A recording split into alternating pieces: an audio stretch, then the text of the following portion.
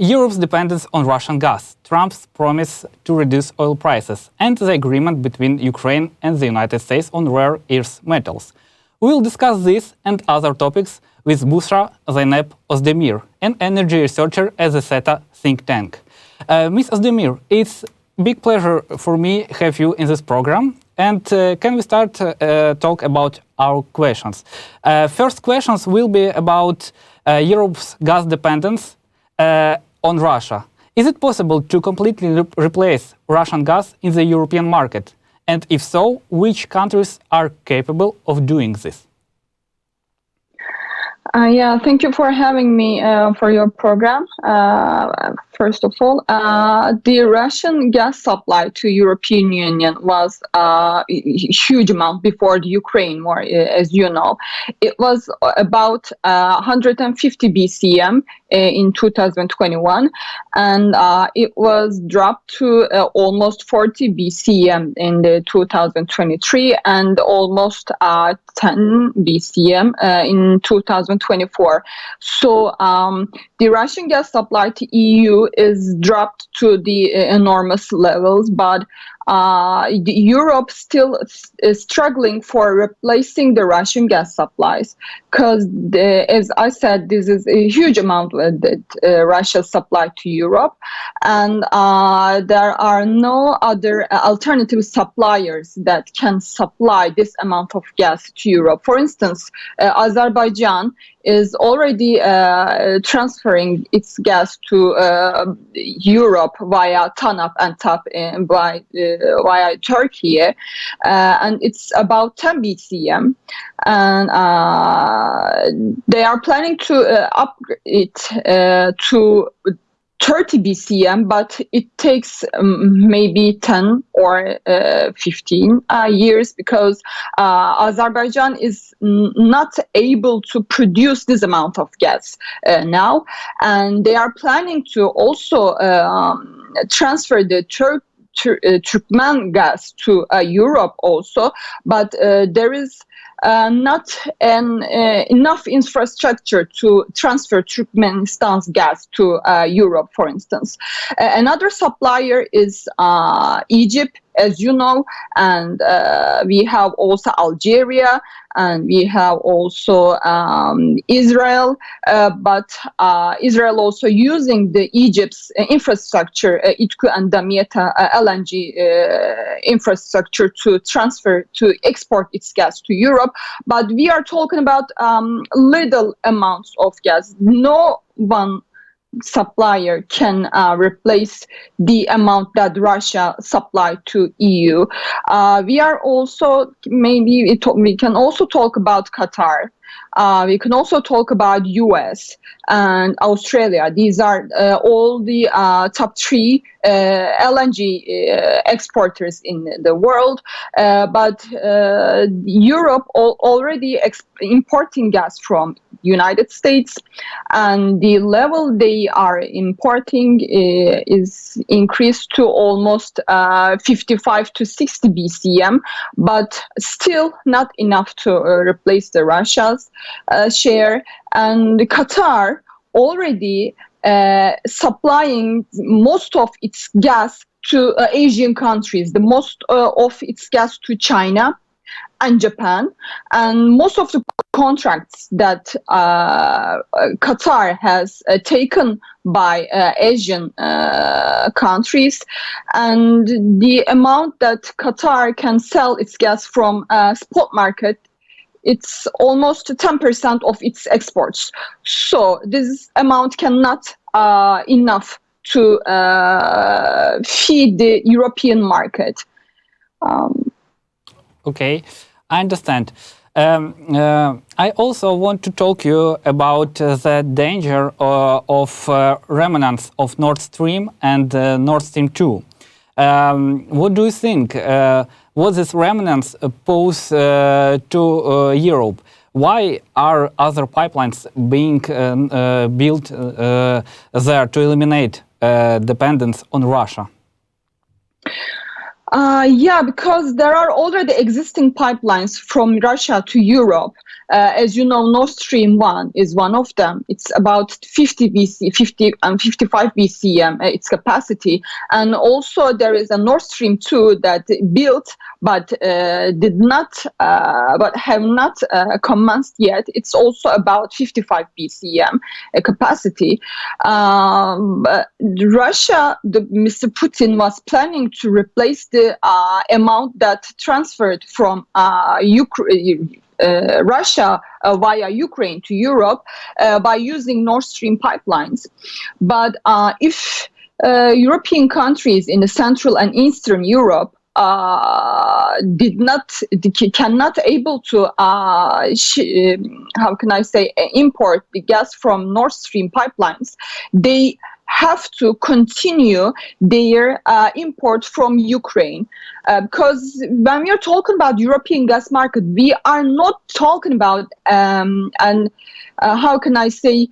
all of the European countries are not bind with the same infrastructure. For instance, Hungary cannot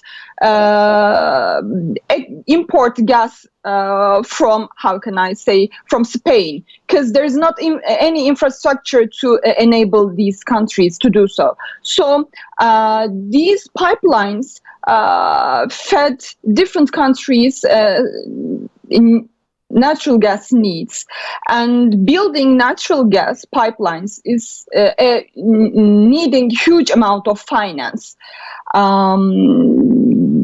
Europe has to first promise the alternative suppliers that if they, for instance, promise to import these gas for 20 or 30 years, then pipelines can be built.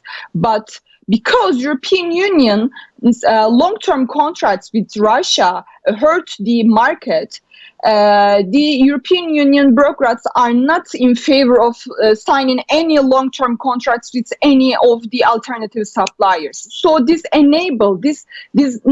prevents building any alternative or any new pipeline building projects. Okay, I get it. I thank you for your answer.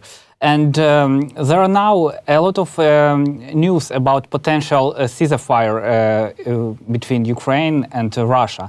And because of this, we have also we have information in media that Europe wants to buy more Russian gas again after all these crimes that committed by Russia. So my question is, if you can answer, why is Russian gas still so important for Europe? Yeah, because as I said you before, that we are not talking about a single European gas market. The countries in European Union have different needs. For instance, the largest regasification capacity in Spain, but the country does not able to provide its imported gas to countries, for instance, in the Northern Europe. So in countries in the Northern or Central or Eastern Europe needs to pipeline gas imports from Russia. This is their, geographical,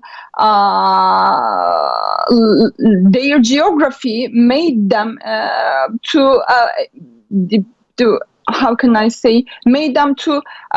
import gas from Russia. And Russia also providing, unfortunately, the cheapest gas to Europe. For instance, the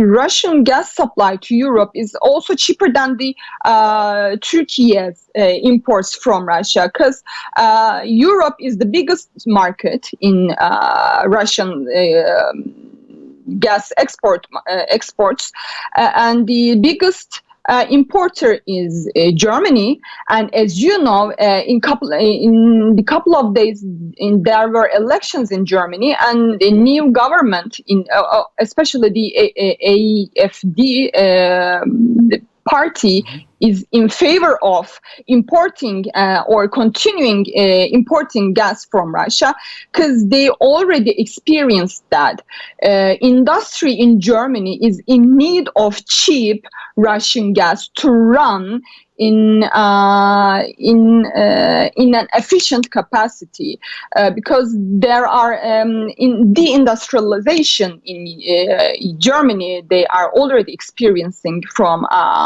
the beginning of the COVID-19, but with the how can I say lack of the lack of logical policy choices that were made by government officials also made the German industry deindustrialized. So the countries in Europe are in need of Russian gas because of the European leaders' lack of, how can I say, I don't think that they did not foresee the war is coming, but they choose not to see the Russian threat to Ukraine.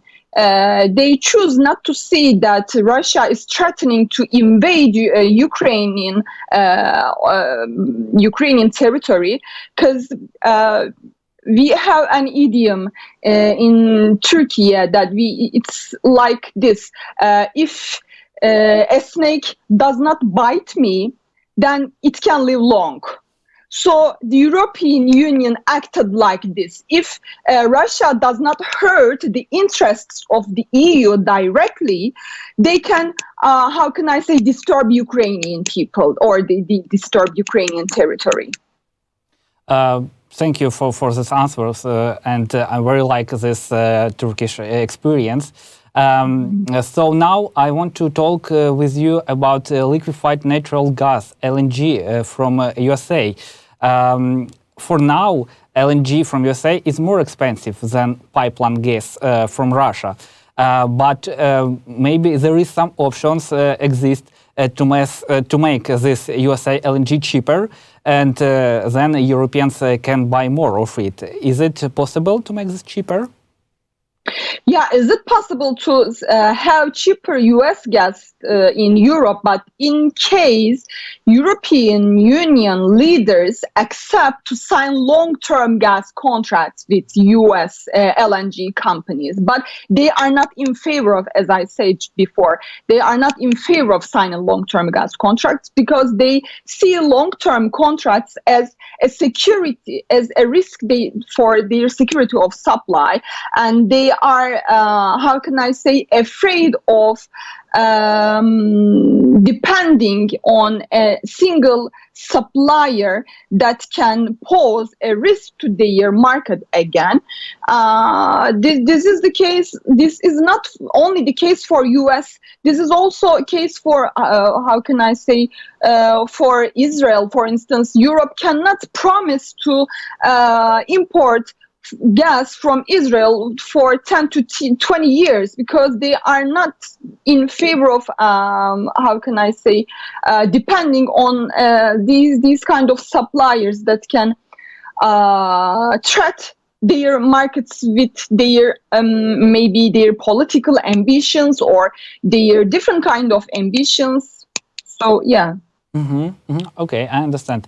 So as we start to talk about USA, we need to talk about Trump a little bit and about Trump's strategy on oil prices and Russia. So as according to Trump, previously he said that one of his levers of pressure on Russia will be lowering oil prices. And to achieve this, he claims he would negotiate with OPEC to drive prices down. Also, US companies would need to increase production. It's famous Trump's drill, baby, drill. So what do you think? Is this scenario realistic? Yeah, because United States needs cheaper gas prices in its domestic market because this is not only the case for United States. This is also for the case that they are already importing gas for all the countries that are already importing gas or oil or energy products from foreign suppliers. The United States, as long as need cheaper oil, they need other countries to pump more oil, because as we all know that the oil in international market is dependent on each other. For instance, the VTI is related to the benchmark of the Brent petroleum or Ural petrols that are pumped by or produced by, manufactured by Russia, is already binding to, affected by the price of VTI or Brent petrol prices. So if Trump needs to cheap oil prices in United States, he needs OPEC countries and Russia to pump more oil to decrease the oil prices in the international market. But the hydraulic fracturing and horizontal drilling that made the shale revolution in the United States is a costly technology, and they need to fix oil prices. For instance, if oil prices are lower than, how can I say, maybe $60 or $50, the companies in the United States are not able to produce their oil, because the production then will be costly for them to produce. So they need fixed oil prices between maybe $70 per barrel or $80 per barrel. This is the relevant prices for them to pump, to continue to pump their oil. Mm-hmm. And if we come back about this negotiated with OPEC, does the OPEC can agree in general to Trump deal to lower prices? Is it possible? Yeah. As far as I follow the OPEC, they are not trusted, how can I say, partners. Because, for instance, from the beginning of the COVID-19, they are already agreeing on lowering their oil production to fix the oil prices in a relevant level they need, but they have not yet, how can I say, promised. They have not yet produced any amount that they have promised. For instance, Saudi Arabia always produce. They said that they plan to produce because they need a larger share from the international market and they need more profit. For instance, they say, then from now on we will pump 10 billion barrels, 10 million barrels to international market, but they, for instance, they pump 11 barrels a day, so 11 million barrels a day. So I think any of the OPEC members are not reliable partners for Trump to rely on. Mm-hmm. I understand. So it's very complicated situation. It's more complicated than Trump say. Mm-hmm. But according to all of this, what you said, does this situation with OPEC and more pump oil, does the situation have a real risk for Putin, or Putin just understand all of this and this is not scary him? What do you think? When we're talking about OPEC countries, we need to keep in mind that all of the OPEC countries their economy are most of run by their oil or gas industry. Their economies are mostly dependent on their profit from oil and gas sales. But for instance, the share in Russian revenues from oil and gas supply are lower than they have in OPEC countries. Russia also need more oil to sell to international market to make profit, to continue to profit. But OPEC countries are more dependent on their oil or gas sales to international market. And Saudi Arabia allow Russia to produce more oil than they promised, because they know that Western countries are applying price cap for Russian gas sales, for Russian oil supplies, for Russian oil imports.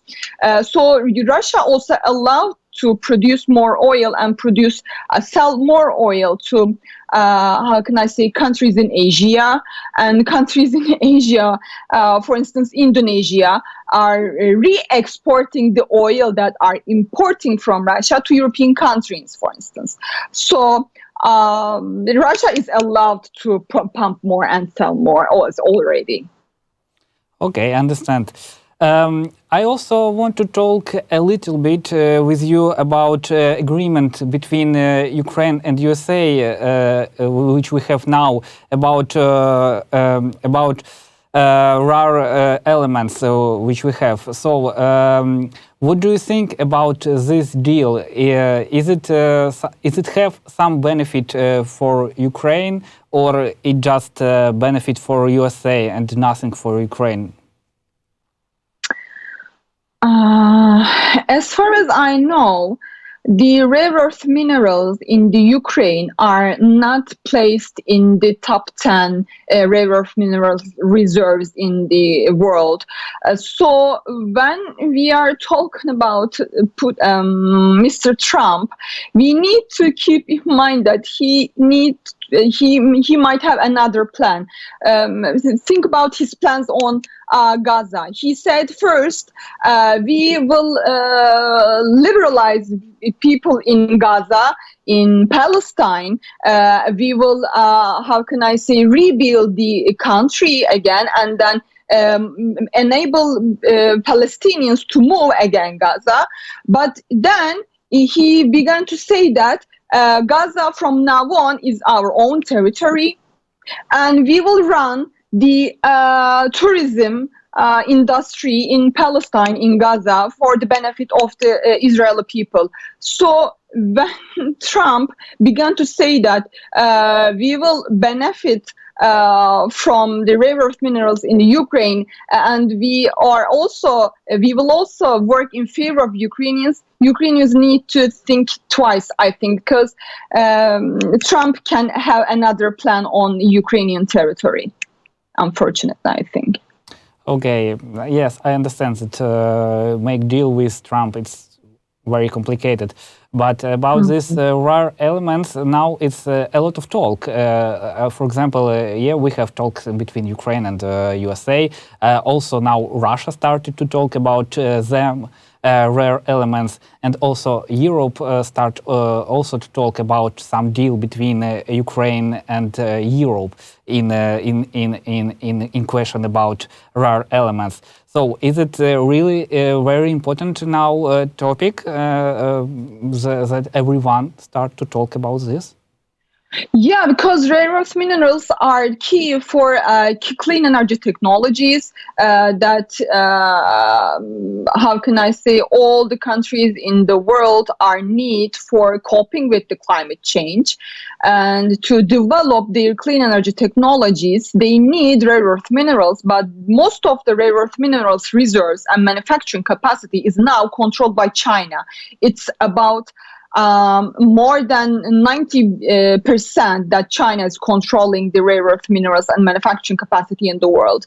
So United States and European Union needs to run their industries to not to depend on Chinese rare earth minerals, because they are afraid that China can use these rare earth mineral supplies as a leverage to, how can I say, make the United States they want. So Europe also afraid of Chinese imports, because because European Union leaders are for long they are making illogical policies that at the expense of their own industries. For instance, Germany allowed Chinese companies to come to Germany to make the German solar panel manufacturers or German wind turbine manufacturers to bankrupt and to get the largest share in their market, because they need the clean energy technology capacity to develop more. But they do this at the expense of their own industries. So they followed their illogical policies, and they made Chinese companies and Chinese national companies benefit more. Now they are talking about we are at the wrong way. We need to develop our own reserves. We need to develop our own manufacturing capacity, blah, blah, blah. But the industry is already run by China. And I don't think that China can enable the other countries that have the technology they already have, and they have the biggest know-how capacity also in the world about rare earth minerals. Because also when we are talking about rare earth minerals, we are not only talking about clean energy technologies, we are also talking about artificial intelligence, we are also talking about defense industry, we are also talking about space industry, and so on. So rare earth minerals are significant for all of the key industries that all of the countries need to secure. But unfortunately, I think most of the countries are, how can I say, lost the train that China already has been running. Okay, so if we make some little summarize that we can say maybe that Russia now have problems, yes, because they dependent from Russia cheap gas, they dependent from China deals with China company about rare earth elements. So maybe we have some answer why Russia.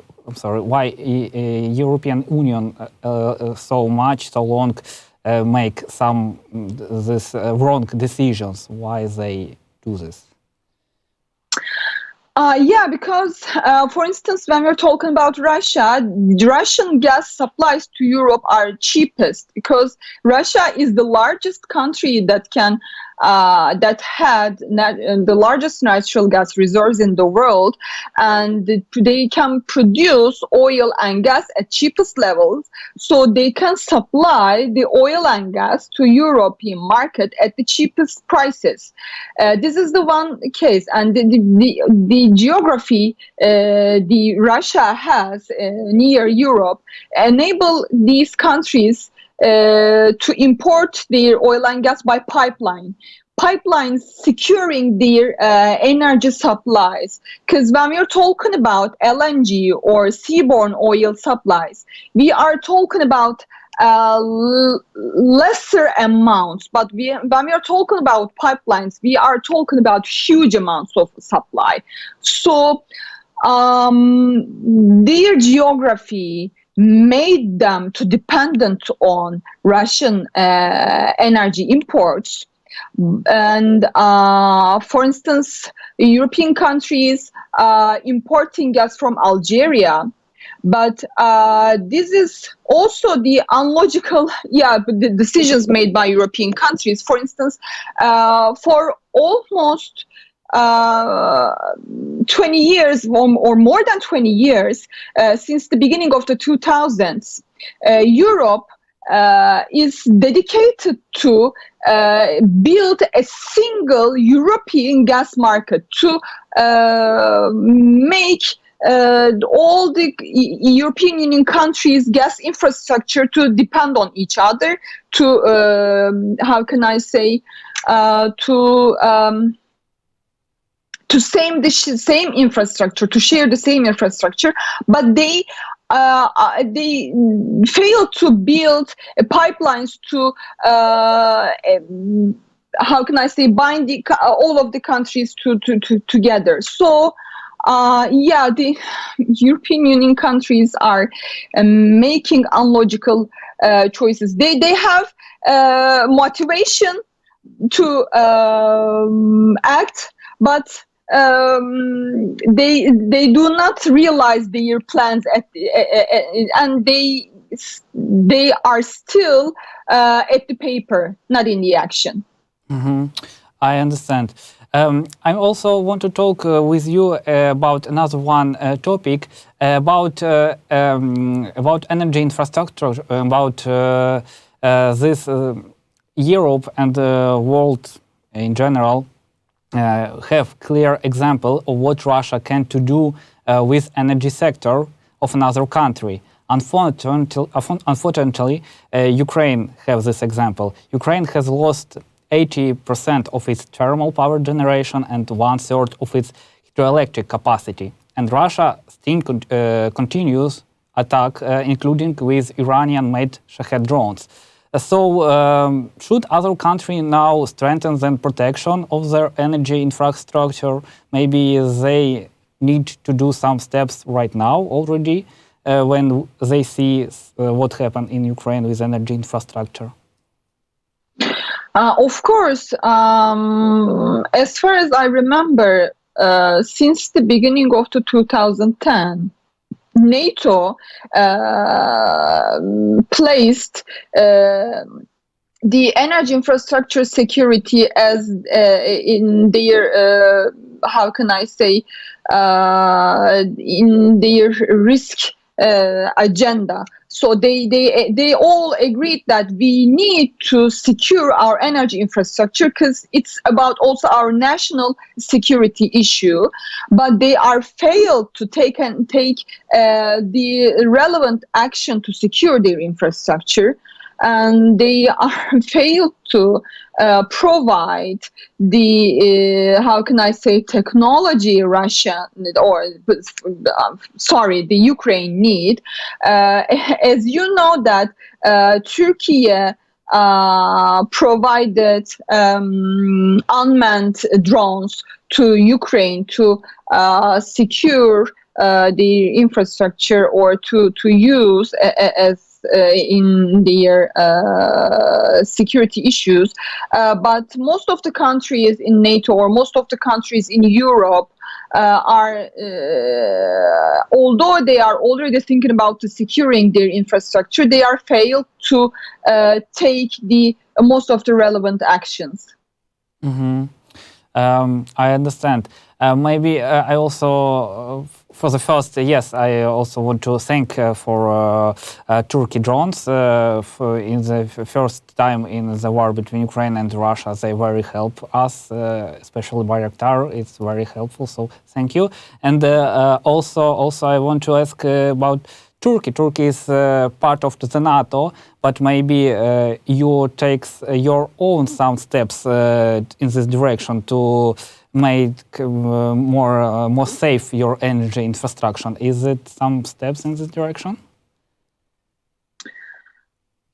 Yeah, for instance, they are, as I said before, they are thinking about importing more gas from Azerbaijan via Turkey, via TANAP and TAP, which is Southern Gas Corridor.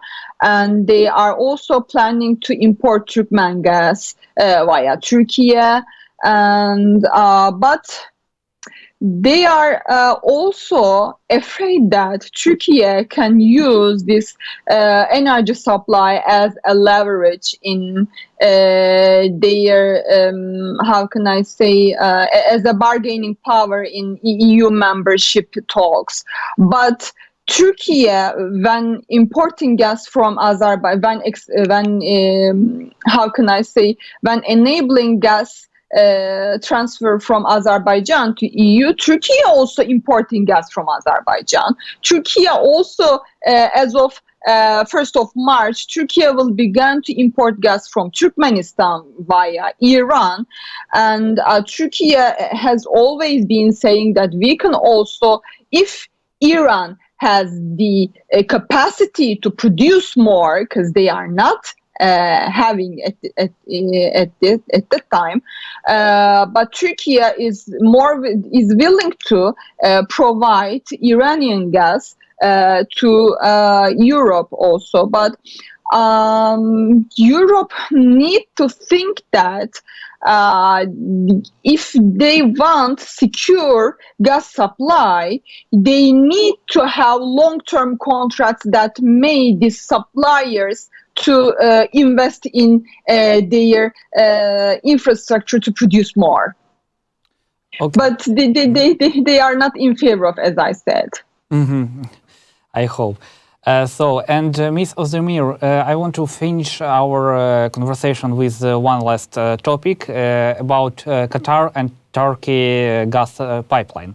So in one of your articles, you mentioned that after the fall of Assad regime, the construction of this pipeline, Qatar-Turkey, is back on the agenda. What can you say now? Is it possible to make this pipeline from Qatar to Turkey? Yeah, it's a really contradictory issue because when we are talking about Qatar, as I said before, the gas supplies that Qatar is producing are already, how can I say, bought by Asian countries, for instance, China and Japan, or Indonesia, or any other countries in the developing Asia are agreed to buy gas from Qatar for 20 to 30 years. So Qatar need to have a secure market to produce more and to sell more its gas.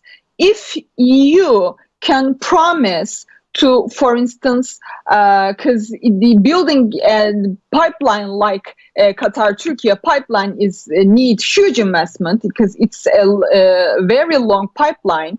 It will be a very long pipeline.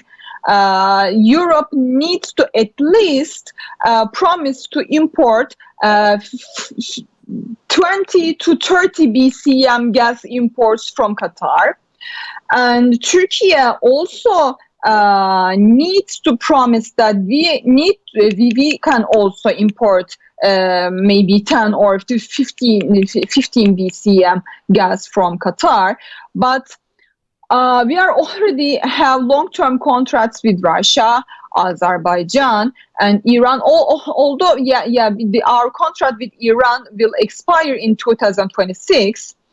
But we are now talking about to use that pipeline to import Turkmen gas via Iran. So Qatar need to have a promise that the countries in Europe plus Turkey will import at least 30 BCM of gas yearly to enable the country to build that pipeline. If it's not the case, then it cannot be realized because it's a huge project to invest in. Okay, I understand. But theoretically, if we imagine if that happen and European country promise that they take a lot of this gas, so if theoretically this all happen, then this Qatar gas can replace all cheap Russian gas which we have now in European market? Unfortunately, I think not, because as I said at the beginning, Russia before the Ukraine war in 2021 supplied almost 150 BCM gas to European market, and Qatar cannot able to sell this amount of gas to Europe because they are producing not their production is not at this level, and most of the gas they produce, as I said before, are optioned by countries in the Asia, from China, Japan, Indonesia, blah blah blah, developing Asian markets. So Qatar is not able to produce that amount of gas to supply all of these countries. Okay, I understand. Thank you for your answer. Thank you for your time. And I remind that today we talk with Ms. Büşra Zeynep Özdemir,